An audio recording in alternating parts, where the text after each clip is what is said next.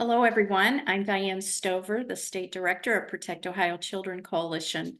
This month, the Protect Ohio Children webinar is a little bit out of scope from our normal coverage. We know that school will soon end for the summer, but guess what? The radicals are just getting started with indoctrination, and in June, we can see already they're preparing to not only indoctrinate, but also sexualize children right in your neighborhood where you live. So we have with us today two experts and longtime Protect Ohio Children leader volunteers, Kathy Boff and Jonathan Broadbent, who have specific information that will help you stop or at least slow down drag festivals in your community. As always, I'll be watching your questions through the Q&A icon at the bottom of your screen. And as time allows, we'll take a few questions. At the end of the webinar, there will be a survey you can use to give feedback. So first we have Kathy Boff, and then we'll have Jonathan Broadbent, who is the founder of Unwoke Academy. Kathy, we'll start with you. Thank you, Diane. So I'll be speaking as a resident of Broadview Heights today. And so I live in Broadview Heights, and I saw an ad for a Pride group that a Pride Fest was going to be happening in my city, on my city's property, and co-sponsored by my city using city funding. So I contacted a couple of city officials for details about the event, and they told me that this was a family-friendly festival that our mayor had the exclusive authority to approve. So I began to alert some people that the Pride Fest was scheduled to happen, and I set up a meeting to discuss the situation. And I also put in a public records request to understand the details and the timeline of how the process to approve the Pride Fest in my community unfolded. So here's some details about how this played out. I've lived in Broadview Heights for 25 years. We are a safe, welcoming community of respectful people, and we have very low crime rates, and it's really quite peaceful here. My kids went to Safety Town at the city. They did swim rec lessons. They did theater camp, home days, fireworks. Recently, we've done car shows and musical festivals with our neighbors and our families at the city. And all of these events have been inclusive and uniting for Broadview Heights residents from all different backgrounds and beliefs. And my husband volunteered for years to coach soccer and baseball for the community, like many other moms and dads have done in the community, and they still do today. We were blessed to raise our kids in this community, and we love living here. So I recognize the Brecksville Pride group that is putting on this Pride Fest as a group that has been pushing some concerning chosen experts and personal views on child sexualities into the Brecksville Broadview Heights school system and onto other people's children. This group calls themselves BBH Pride, and the schools go by BBH Schools, and BBH Pride chose a bumblebee logo, and BBH Schools also have a bumblebee logo. So I asked people who are Broadview Heights residents with children in the schools and some other concerned community members to join me in a meeting to discuss and talk about what this Pride group considers healthy and beneficial for our community children, evident by what they direct children to on their website and in their action plans that they submitted to the BBH Schools District recently. From their BBH Pride webpage, youth are referred to an amazing website, or what they call an amazing online site. And that site is GLSEN of Northeast Ohio, the Gay, Lesbian, Straight Education Network. This group has a broad, nationally sweeping anti-school choice police, anti-school police position, and are invited and have invited vulnerable and confused youth to join anti-American platform groups. GLSEN of Northeast Ohio publicly advocates to cancel words like mom and dad and mother and father and ladies and gentlemen, etc., and directs kids to where to go online if you don't want your parents to catch you, sharing that there is a quick exit button, which also erases browser history. And this is just one of what they consider an amazing resource. And to the BBH Schools, the Pride group submitted an LGBTQ inclusive school model from the same GLSEN group to assist in what BBH Pride states that they want implemented immediately now and into the 5-year strategic school district plan and that they will push, that's their words, for this to be put into place. And some of these support items from this plan includes, they support boys and girls sharing bathrooms and changing rooms together. They want field trips that are inclusive of all gender identities, and in parentheses, it says especially overnight. They want policies to support trans students who come out. That most likely means secrets from parents. And they want health lessons that are inclusive of all sexual orientations and gender identities. This pride group also asked the school to immediately form a gender sexuality alliance club for children starting at age 10. So many residents began reaching out to our community elected leaders with calls and emails, and our Broadview Heights Council president placed the Pride Fest community discussion on the April 15th Working Council meeting agenda. Residents were allowed to provide 3 minutes of comments. So a few residents from my group did present, and other residents I did not recognize also presented their concerns and dismay about the scheduled Pride Fest event from this group. A couple residents were for the fest, and I think there was one Pride member, but the rest of the Pride group who attended could not comment because they do not live in our city. 2 reporters were at the meeting, and 2 Broadview Heights police officers were there as well. I talked to one of the Pride group members for a while afterwards with other residents, and we agreed on some things, but we disagreed on other things, but it was all very respectful. There were some passionate speakers, but I saw that everybody walking out and chatting and even smiling. Nobody seemed in distress, but the Pride group leader said on her Fox 8 interview that her group members were so in fear of us residents that they were dialing family members in distress in 911, which was super surprising because the Broadview Heights police officers were sitting directly behind them, just a few feet away. And if they did have issues, I was wondering why they didn't address the issues with them. But so there was no quick fact check of the security that was present, and the reporters and by the reporters or the newscasters who reported on national or on local news that our group was, of course, anti-LGBT crowd that was storming the meeting. And I guess newscasters have censored speech mandates, I'm not sure, but the meeting was picked up nationally by US News and Yahoo, who unfortunately picked up and ran with the same local bias reporting. But if this does happen to you, don't let that get you down, because as more and more people have learned the technique of how to translate progressive news outlet opinion stories. One of the Broadview Heights residents, he gave passionate comments about how the mayor was dividing our community, including faith members, and mentioned that our city charter does have an official process in place to recall an elected officer. And thankfully, he was interviewed on the Bob France show and got the word out. He was also interviewed by Fox 8, who did include him in their piece, but in my opinion, it felt somewhat like a Pride Fest advertisement. So I did a public records request, as I mentioned before, between city employees and Broadview Heights Pride group, discovered some concerning things. It's much more than a family-friendly Pride festival, like they were saying. BBH Pride and Equality Ohio is a state political action group, have been organizing with the mayor and 2 council members to create an equity statement and a community action plan for our city. And both of these groups publicly advocate for medical experimentation on children, among other things. The equity statement, supposed to be posted on our city website, contains divisive language and includes terms like homophobia and xenophobia, and lays the ground that an equity, diversity, and inclusion values will become operational. I'm not sure what that means, and is critical to the success of our community. I'm not sure why outside groups are meeting with our elected officials, insinuating that the Broadview Heights is not a successful community and that our residents are not safe, welcoming, and respectful. I don't know where they got their facts from.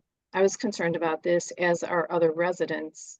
And our residents truly live in peace and utmost respect for the good of our families and our neighbors, and we have a safe and welcoming community. So in the community action plan from the records request, it says that our mayor will declare with the Pride Month proclamation that our city is an affirming city. I'm not sure what that means, but it also says our city will pursue DEI training leadership, for the city leadership. Our city will also add BBH Pride onto our city website as a resource in our directory, and that the Pride group was requesting that Broadview Heights coaches be taught LGBTQ inclusive issues and much more. So this week, residents formed an official Broadview Heights Republican Club, which was functioning loosely, but we now have elected officers in place. We discussed having a faith, family, and freedom event on city grounds and the process necessary to recall a city elected official. And actually last night, our city council held another special meeting to revamp slightly the approval process for city events so that all city council members will be involved in reviewing groups requesting property going forward and approving these groups applying for event use using proper checks and balances. No vote occurred and the discussions will still continue, but that was a good sign. And so I wanted to say, if you're a Broadview Heights resident listening now, I encourage you to please respectfully contact the mayor's office, voice any concern that you might have, and know that the Pride group does not represent all LGBT Broadview Heights residents. Also, if you live in other communities, I encourage you to form parent and community member support groups to build good relationships with school leaders and be on watch for concerning issues at your local schools, and start rotating representatives from your neighborhoods to the city council meetings so that you have awareness of what's going on in your city governments. And that's all I have. And now I'd like to turn it over to Jonathan Broadbent. Thanks, Kathy. Thanks, Diane.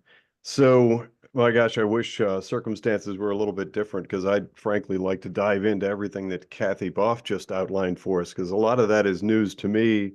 I knew sort of a little bit about what was going on there, but my head is spinning. I'd like to do a complete session just on that. But I have other unfortunate bad news to bring in the same realm. In Northeast Ohio, Ashtabula County has been notified recently, or I guess I should say that we just recently learned that a drag show is planned for June 15th in Ashtabula County. If you're not familiar with Northeast Ohio, it's actually the very last corner in the upper, last county, I should say, in the upper right-hand corner, northeast.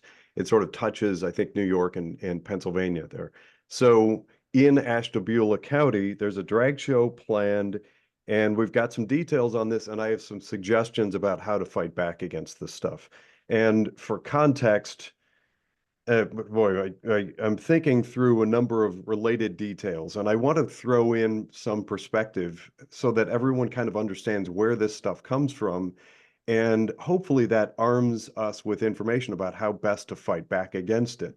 This whole sexualization of children is not new. It's startling and new to a lot of us because we haven't faced it before in the United States in our free society, but it does exist. It has existed for a long time, and it does serve a purpose. So a few things, and this factors into kind of what I think through in my methodology for how I suggest fighting back against it. And it always begins with understand the objective. The objective is kind of multifold.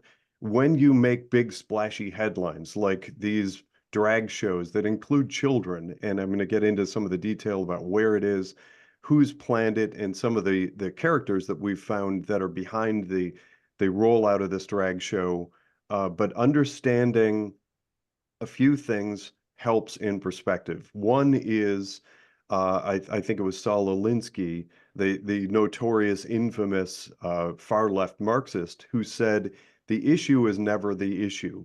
The revolution is the issue. So oftentimes when I see these big headline grabbing, splashy sorts of events that grab communities' attention and riles people and rallies people behind fighting back against it, I always suggest absolutely get in the fight, push back, see if you can get it canceled, blocked, what have you.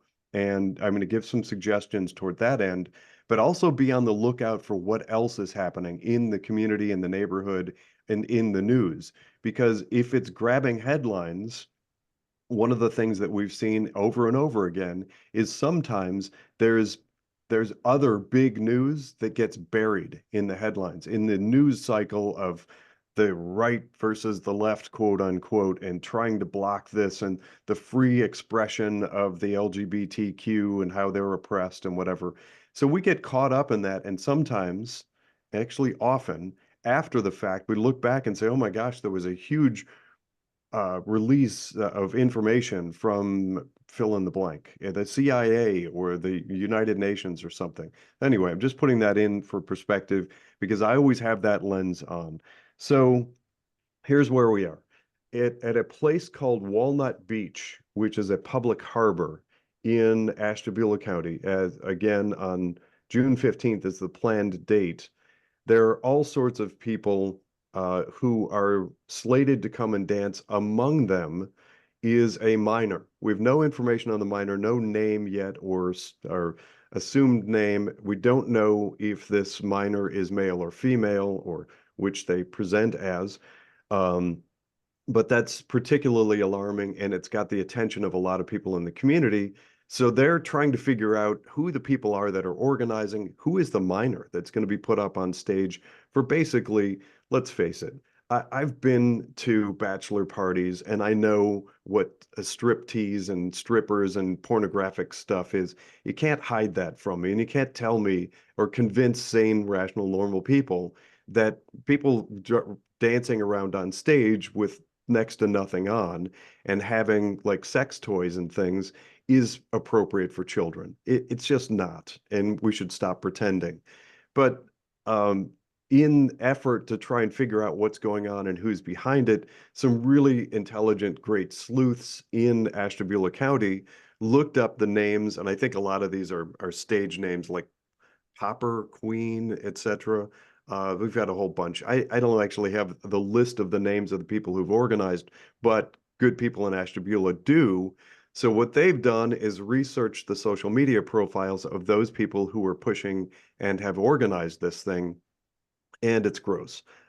We talked actually before this program went live about maybe sharing some of it, and I think about maybe 3 of these 50 or so images are reasonable to maybe put on the screen. So I'm just going to describe what I'm seeing here.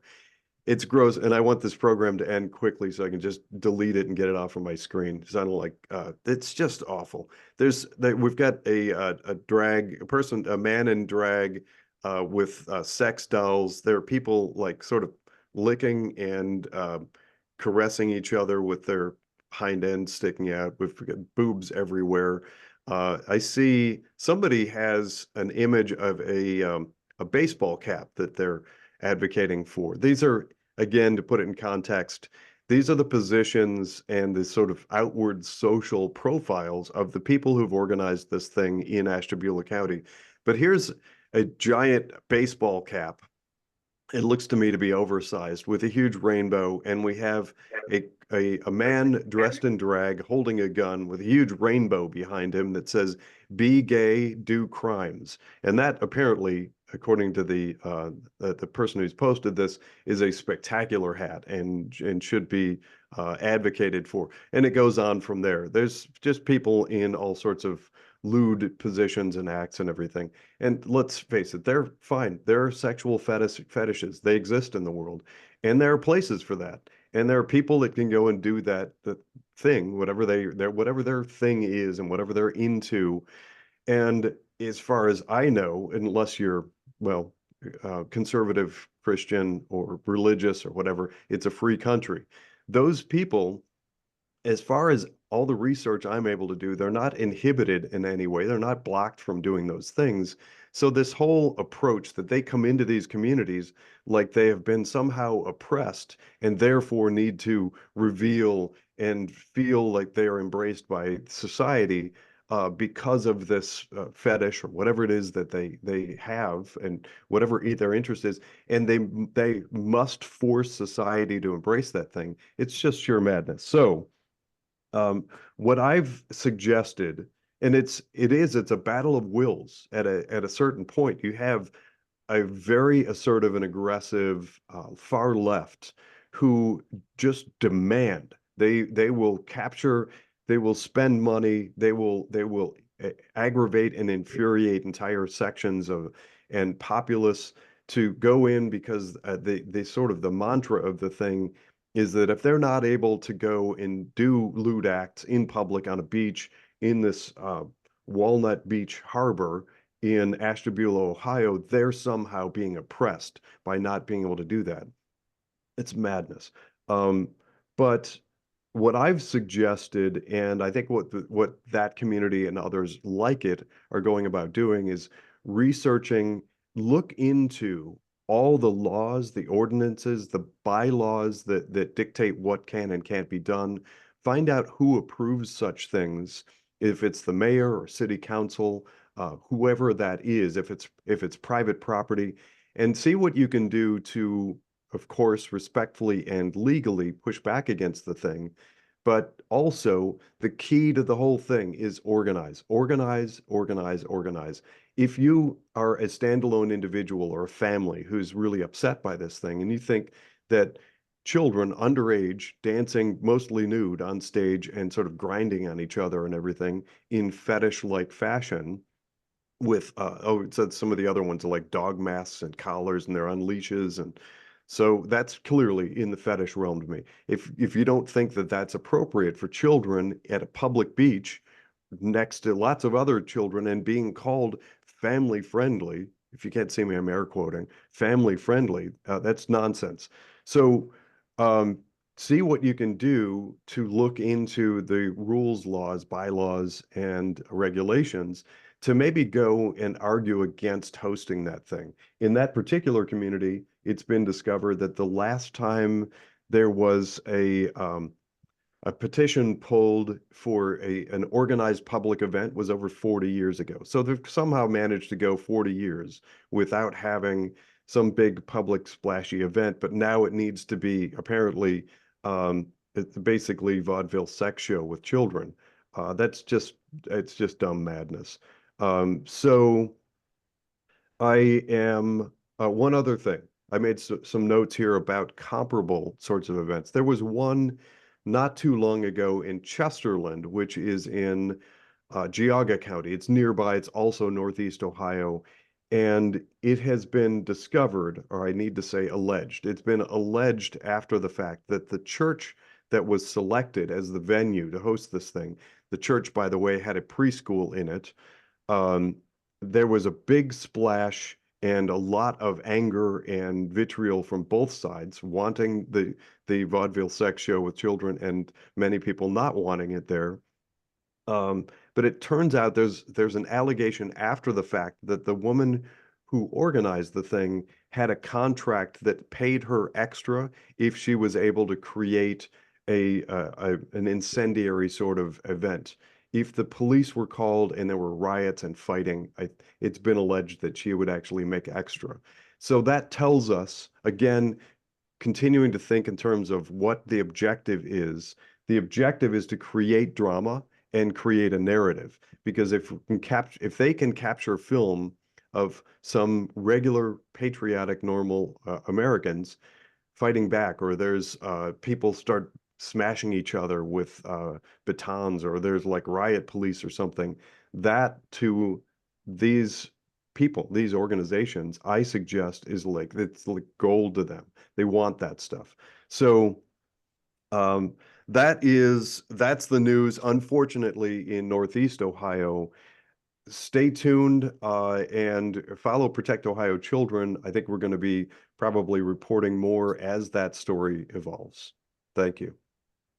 Thank you so much, Jonathan and Kathy.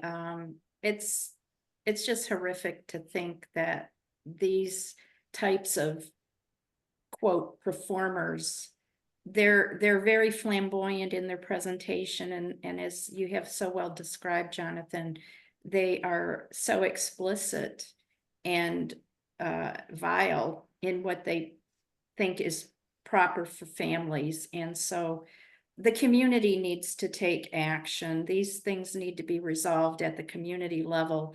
As you were both speaking, I was thinking and reminded that we don't typically get involved in this type of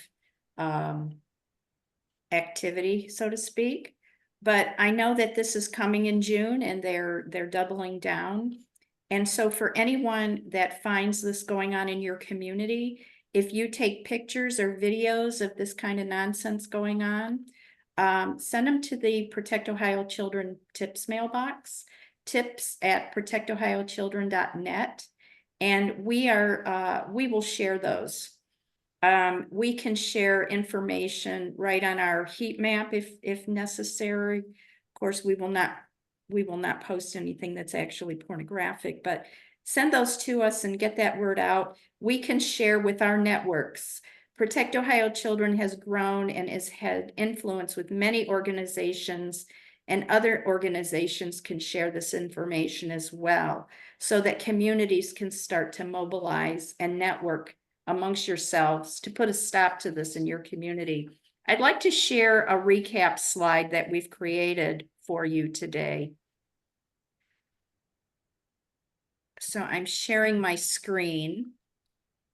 And so this is a recap of some of the best practices that Kathy and Jonathan have given you today. First of all, the community needs to do their research and research the approval process for your community. As you heard here today, these communities haven't dealt with these issues for many years in most cases. Find out who's approving these events. Is it the mayor? Is it the city council? Is there a website with a form that's used for citywide events in your community? What are the instructions? Are there security and background checks that are required? Will the city be co-sponsoring the event? And to what extent are they using city funding for the event? Find out as much information as you can and study the law. What are the requirements? Research all the local codes, laws, and ordinances, and read up on the bylaws of these private groups and organizations. And what, as was described by Kathy, they have an agenda that was revealed through the public records request that she did. Figure out what angles might be explored legally or socially to block the outdoor public porn fetish fest from occurring. And then as a group, as you start to come together, develop a communication plan and start with doing a FOIA request of all communications between the event group and city employees. Collaborate with the local businesses to close their businesses on that date so that things like bathrooms are difficult to find or use and might actually incentivize these groups to use their businesses in their programs. Get creative. What can be done in your neighborhood to make the sexploitation of children uninteresting? Make it difficult for them. Of course, within, we're not, and I should have said this at the outset, I think, we are not for violence. Everything should be done in a professional manner. But let's do what we can to make it difficult for these types of events to happen in our neighborhoods. And you can pull a city permit for the same day and have a vintage car or motorcycle show, for example, in your community to distract the attendants from this type of event. So this action item, we'll put this on the Protect Ohio Children website for you to reference. And hopefully that will help for you to know what has been done and can be done in your community. So at this time, I'm going to check to see what questions you have. And first of all, we have a question. Am I able to get a copy of the public records request that Kathy did? I would not know how to begin. Kathy, is that something that we could share on the Broadview Heights heat map page? Sure. Now I went for the city request, I went just directly to the city, and you can do an online easy request. If you're looking for the language, we can definitely post that just to get an example and an idea of what to include in the verbiage. Thank you. Wonderful. Okay. So Jonathan makes a very good point that the major goal of most of these outrageous events is to push buttons and get us to react. We need to stand against them without losing our cool. Very well stated. Okay, lots of compliments about the information here today. Oh, I'm so glad this attendee brought this up. We were just talking about this week. At the state level, Angie King is putting forth legislation to quell some of the drag performances in front of children. She has had drag performances in her city near Dayton. Yes, State Representative Angie King and Josh Williams are co-sponsors of the legislation to prohibit these drag performances, and we all need to be encouraging Representative Stevens, who is the Speaker of the House, to get this legislation moving. We need to see action. The other side is not, they're not weakening their efforts. We need to ramp up our efforts to make this illegal in Ohio. And then, yes, there's another comment about this. There's a link to information about the legislation. Okay.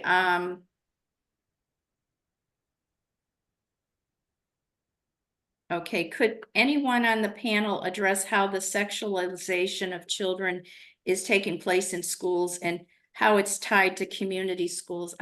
I'll react, and then Kathy and Jonathan can jump in.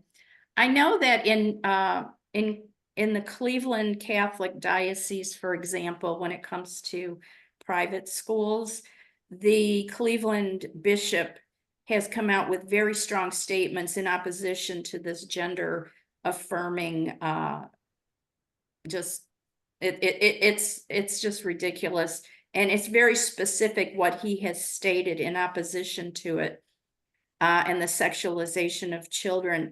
One of the things to note, though, is that some of the Catholic high schools are not actually part of the Cleveland Catholic Diocese, so they don't fall under his mandate. And so you need to ask questions.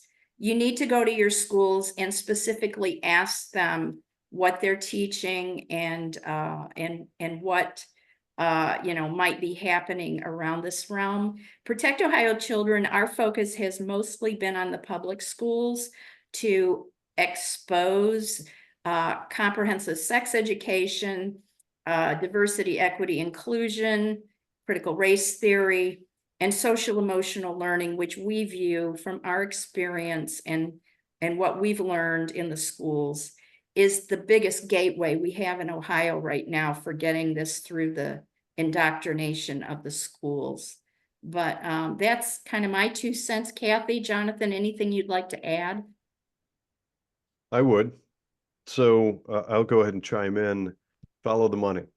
Always follow the money. The key to this whole thing is kind of twofold. In my book, it's understanding and following the money. Where's the money coming from and what's the objective behind it? So we see a lot of money. I think the most recent sum that I was made aware of is $150 billion. We have grant monies, I think some of which is made available to private and parochial schools like Jewish day schools and Catholic and Christian schools, unfortunately.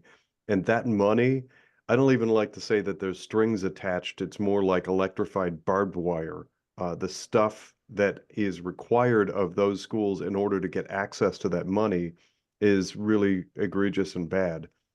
But there are some people out there, unfortunately, in positions of leadership in schools, and certainly a lot of public school board members who have drunk the Kool-Aid, and there's no such thing as too far left for them. Unfortunately, in some of the private schools, the lust for money has overridden common sense, and they're willing to allow access to virtually anything for the children. It's disheartening, but we need to understand that and acknowledge it in order to be fair and truthful about what our children are being exposed to. The other side of that is understanding the intention. And I'm going to quickly sum it up by saying this. If you want, well, I'm going to put it in this context. We're American. We're not used to thinking of other countries as enemies of ours. Maybe China in certain circumstances, North Korea, Iran, um, uh, maybe a few other countries. Generally speaking, we're a welcoming and embracing society. But think for a moment in terms of a desire we might have if we had a desire to overthrow another country. There are two ways to do it, slow or fast. And it was figured out well over 100 years ago that the easiest, least expensive, and least confrontational way is to take over through children from one generation to the next. We know, and we can point to all the timestamps throughout history that the left, the far left, Marxist, whatever you want to call them, were clear and articulated the objective of taking over American education. The intention of the sexualization, so I can get into the weeds here, I'm going to try to make this as fast as possible, but it's important to understand.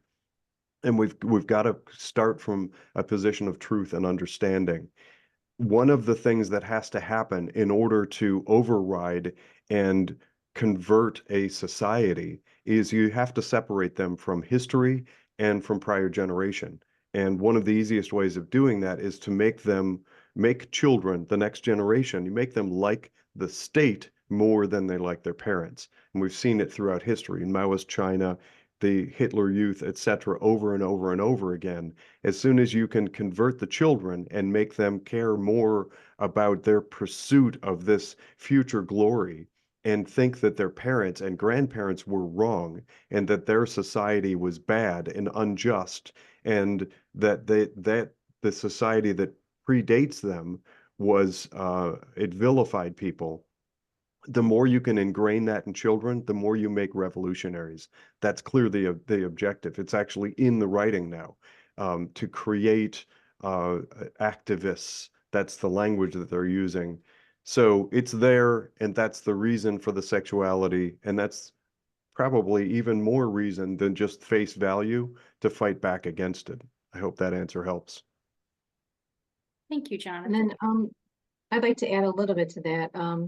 The sexualization occurs through, I think, a lot of times digital resources that teachers and school employees or counselors hand over to their students.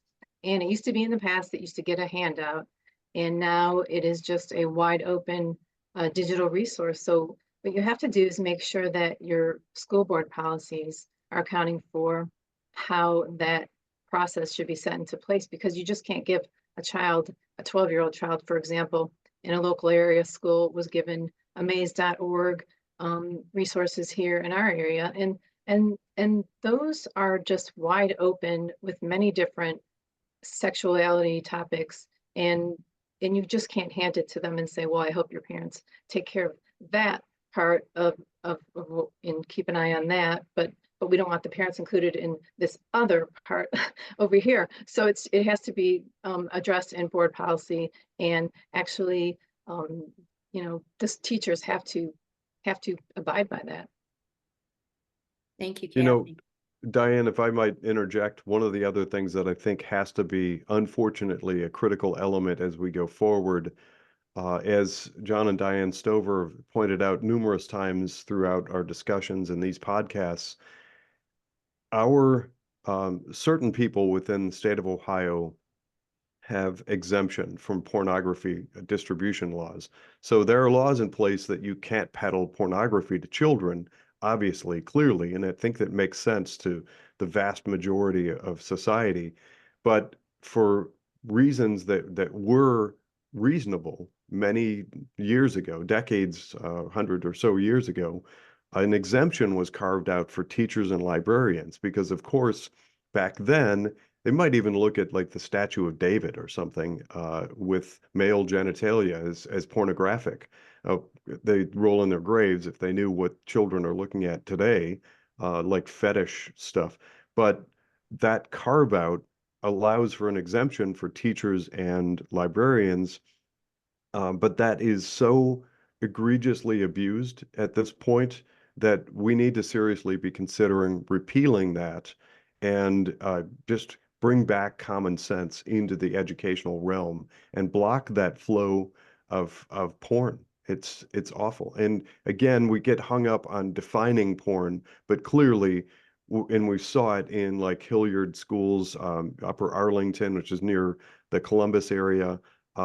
We saw the material that's being given to children. It's like DIY sex toys. Here you can build this stuff, and talking to children about, masturbation at age 6 and everything. That is it's like 9 levels outside of what was expected for sexual education. So I wanted to chime in with that 2 cents. I'm so glad you brought that up, Jonathan. We continue to be advocates for repealing the exemptions that have been given to teachers and librarians. They need to be held accountable for what they're presenting to children in their classrooms. Across Ohio, we hear every week of teachers, even security officers, that have gotten in trouble because they are sexualizing and actually involved in criminal activity in our schools and have been indicted and brought to justice in some cases. So the days have changed, and we need teachers and librarians to be held accountable. So yes, indeed, we need to repeal those obscenity exemptions. We do have a few more questions, a few more minutes. We'll be able to take some questions. Here's a question about the House Bill number of the legislation we were referring to earlier. House Bill 245 is the Prohibits Certain Adult Cabaret Performances Act. This is sponsored by Representative Angie King and Representative Josh Williams. We need to encourage our leadership in Columbus to bring that bill out, get that passed and on the books and to the governor to sign. Lots of comments about agreement with what's been presented here today.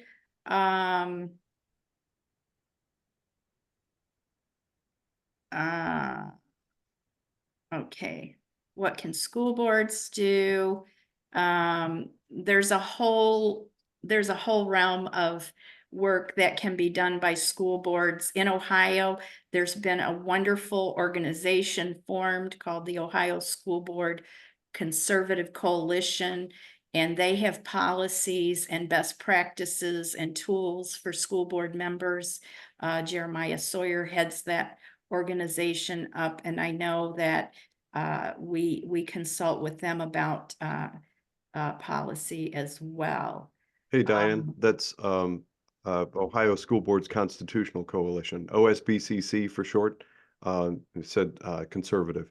Ohio School Boards Constitutional Coalition. Jeremiah Sawyer, as Diane said, heads that up. They're definitely worth finding, and point your local district in their direction. Thank you for that, Jonathan. Okay, one more here. Okay.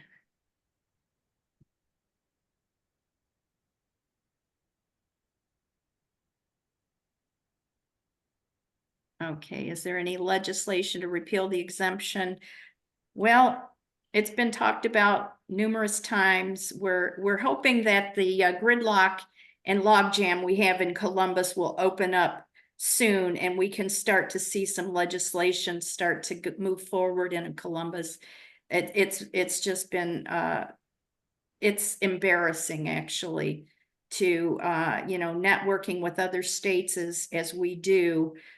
We see other states are getting legislation passed to protect children, but in Ohio, it's very difficult here. So that's kind of a wrap for the questions today. There's others. Sorry, we couldn't get to all of them. I would like to say that this webinar has been recorded and will be posted on the Protect Ohio Children YouTube channel, and we will be running Facebook ads with this. Please subscribe to our YouTube channel, share it with your friends and family, help us spread the word. You can also donate to produce these webinars on our website. There's a donate button, and your donations will help defray the costs of the Zoom webinars and the Facebook advertisements. Thank you so much for joining us today. Thank you, Kathy and Jonathan, for your great insight in all of this. And we'll see you next time. Thanks, everyone.